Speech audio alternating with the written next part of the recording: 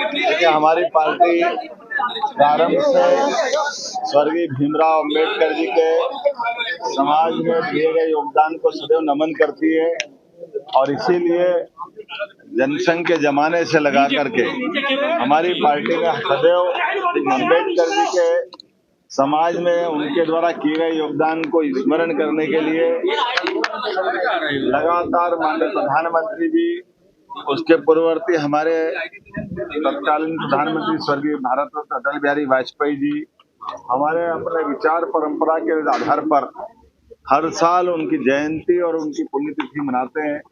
इतना ही नहीं, उनके 5 तीर्थ जिनके आधार पर डॉक्टर भीमराव अंबेडकर जी का जहाँ जन्म हुआ, वो महू में भी उनका पहली बार स्मारक बना करके हमारी तत्कालीन प्रधानमंत्री के साथ साथ हमारे अटल जी के साथ हमारे मुख्यमंत्री उस समय के भारतीय जनता पार्टी के, उनने महू में वो स्मारक बनाया।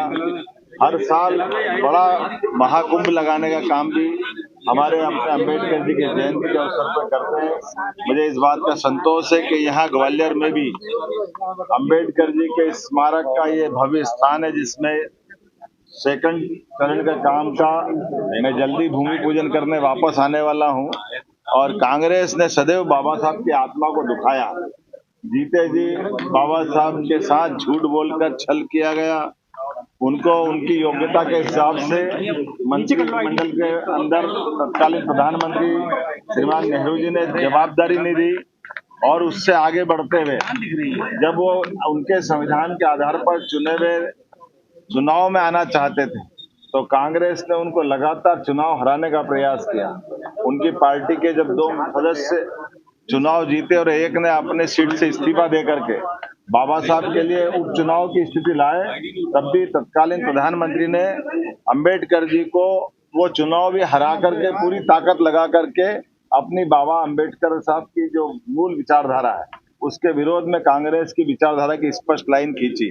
इतना ही नहीं, बाबा साहब ने अपने जीवन में जो दिल्ली के अंदर योगदान दिया है वो किसी से छिपा नहीं, संविधान से लगा करके पार्लियामेंट तक। लेकिन बाबा साहब अंबेडकर के एक चित्र को भी तत्कालीन प्रधानमंत्री लगाना उचित नहीं समझा। प्रतिमा लगाने की तो बात छोड़ो, बाबा साहब के लिए पार्लियामेंट में पहली बार तेल चित्र लगाने का काम भी भारतीय जनता पार्टी के तत्कालीन नेतृत्व ने किया है। बाबा साहब जी जीते जी परेशान रहे, कांग्रेस ने सदैव दुख दिया और जब शरीर छूटा तो बाबा साहब अंबेडकर जी का दाह संस्कार के लिए भी दिल्ली में जगह तत्कालीन कांग्रेस के प्रधानमंत्री और सरकार ने नहीं दी। उतना ही नहीं, बाबा साहब अंबेडकर के पार्थिव शरीर को लेकर के उनकी चैत्य भूमि जब बंबई ले गए तो विमान के आने जाने का खर्चा भी सरकार ने उनकी पत्नी से लिया है। इससे बड़ा निंदनीय काम क्या होगा। कांग्रेस का दोहरा चरित्र सदैव सामने आता है। कांग्रेस हमेशा अपने वोट बैंक के लिए बाद में बदलती है। जैसे कि आपातकाल का पाप कांग्रेस के सिर पे था जब उनने संविधान की एक तरह से हत्या करते हुए कोर्ट ने उनको डिबार किया, कोर्ट ने उनका चुनाव अवैध घोषित किया, बदले में उनने देश को आपातकाल दिया। अंबेडकर जी के इस स्मारक स्थल पर आकर के मुझे इस बात की प्रसन्नता, थोड़े दिन पहले ही हमने डॉक्टर भीमराव अंबेडकर अभयारण्य पार्क का नामकरण किया जो सागर में बनने वाला है। डॉक्टर भीमराव अंबेडकर जी के माध्यम से कई सारी योजनाएं, पंचतीर्थ तो है ही, जहाँ भगवान बुद्ध के स्मरण के आधार पर सांची से हम अंबेडकर जी को जोड़ते हैं। तो हमने बौद्ध यूनिवर्सिटी बनाने का काम किया, दुनिया भर के बौद्ध लोगों को मध्य प्रदेश से जोड़ने का अवसर दिया।